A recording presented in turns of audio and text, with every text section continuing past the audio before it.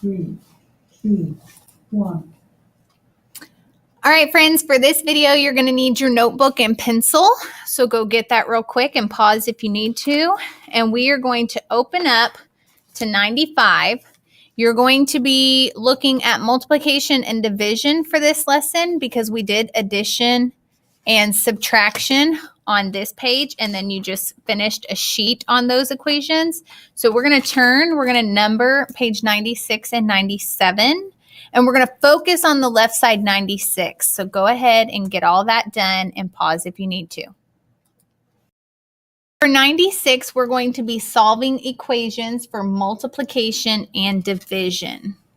So make sure you have that written down. Then the first one we're going to look at, and these are going to be examples. The first ones we're going to look at is V times 40 equals 200, and we're solving for V. We're trying to figure out what V equals. Ooh. Well, I see that both my numbers end with zeros, and I know that if I cross out this 1 0, I can cross out this 1 0. So then I'm left with V times 4 equals 20.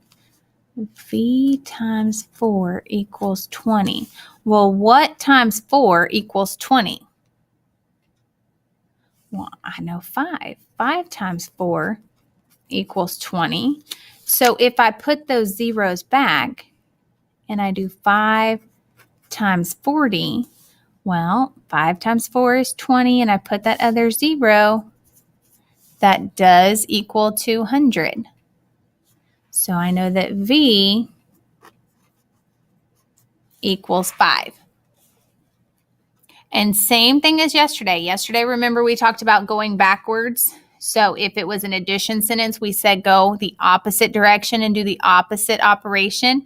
Same thing. If I did 200 divided by 40, so same thing, 20 divided by 4, I would get 5. So you could do either way.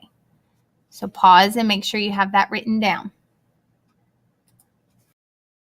All right, so for this one, I have 90 divided by x equals 30. Now, I want you to go through and you're going to do these same steps just like I did. So think about, you have multiples of 10, so they're both ending with 0. So what could you do? Go ahead and solve that one.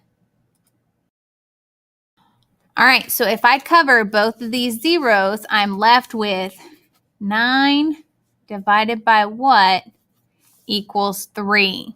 9 divided by x equals 3. So if I do 9 divided by, I could do the opposite. 3 times what equals 9? Either way would work. 3. I know that 9 divided by 3 equals 3.